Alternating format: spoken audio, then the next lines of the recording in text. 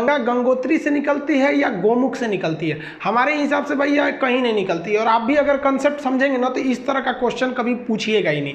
और एक और फंस जाता है, सबसे ऊंचा बांध टिहरी बांध है या फिर भाखड़ा नांगल है। दोनों अपने अपने जगह पे सही है, दोनों की कैटेगरी है। समझते हैं, देखिए उत्तराखंड जो है ये उत्तर प्रदेश से टूट के सन 2000 में अलग हुआ था। उत्तराखंड को बेसिकली दो भागों में बांट सकते हैं। इसका पूर्वी भाग थोड़ा सा छोटा है जिसे कुमायूं कहते हैं, और इस साइड का भाग थोड़ा बड़ा है, गढ़वाल कहते हैं। गढ़वाल जो एरिया है यहाँ बहुत से बड़े बड़े हिमानी का मतलब होता है ग्लेशियर, जहाँ पे बर्फ के पहाड़ होते हैं उसे ग्लेशियर कहते हैं। वहाँ से कई नदियों का उद्गम होता है। अब इन ग्लेशियर यानी पहाड़ों के ऊपर से बर्फ कहाँ जाता है, तो जैसे जैसे ऊंचाई बढ़ती है प्रत्येक 165 मीटर ऊंचा जाने पर 1 डिग्री टेम्परेचर में कमी आने लगती है। ये कमी क्यों आती है ये एक अलग टॉपिक है। बस इतना समझिए कि जब आप जमीन पे रहते हैं तो आपको कई जगह से उष्मा मिलती है। सीधे सूरज से मिलता है, इधर का दीवाल गर्म, इधर का दीवाल गर्म, हवाएं गर्म, नीचे का जमीन गर्म, तो कई ओर से हवा गर्मी आते रहता है, तो आपका टेम्परेचर ज़्यादा रहता है। जैसे जैसे आप ऊपर जाते हैं तो जो नीचे की अगल बगल का वातावरण था वो तो छूट गया,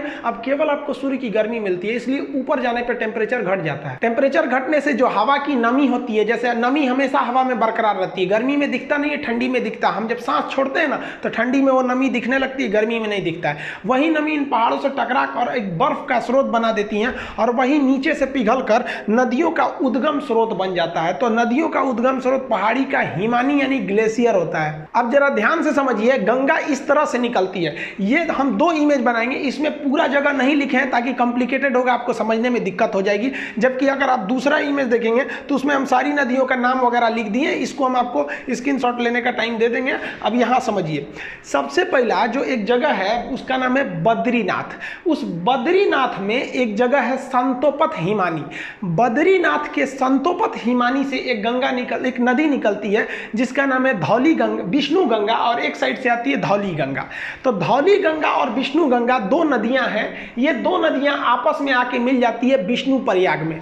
प्रयाग का मतलब होता है मिलन स्थल। तो विष्णु गंगा और धौली गंगा आके मिलती है विष्णु प्रयाग में, और यहाँ इनकी गहराइयाँ बराबर हो जाती हैं लगभग।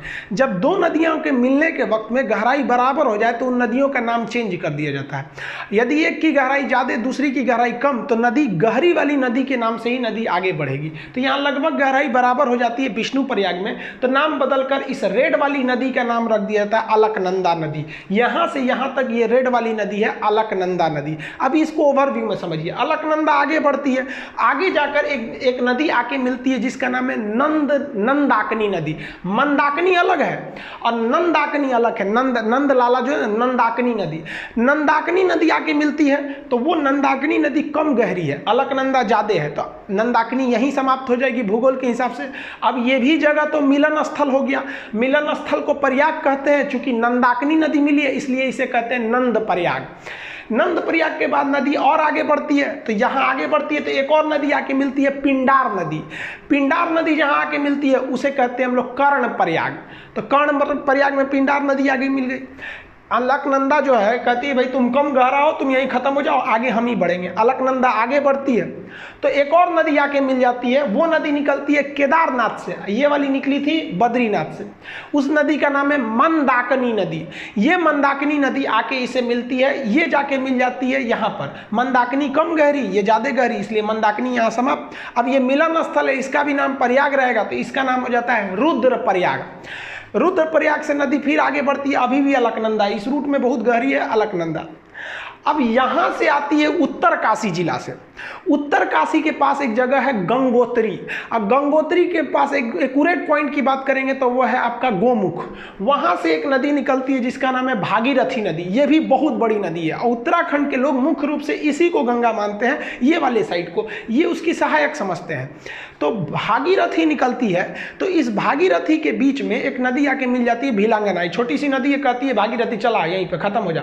भिलांगना इसको लेके आगे बढ़ जाती है और भागीरथी भिलंगना को लेकर आगे बढ़ जाती है और भागीरथी जाके इस अलकनंदा में मिलती है देव प्रयाग के जगह पे, और यहाँ पर दोनों की गहराई लगभग बराबर हो जाती है, तो इसका नाम हो जाता है गंगा। अब आप बताइए, गंगा तो इतनी नदियों से मिल के बना है, अब इसको याद करना बड़ा टफ है, तो उसको तरीका समझिए याद करने का। देखिए, विष्णु भगवान थे, इन्होंने अवतार लिया, तो कृष्ण भगवान का अवतार लिए थे ये, तो बचपन में कृष्ण भगवान का नाम क्या था? यशोदा का नंद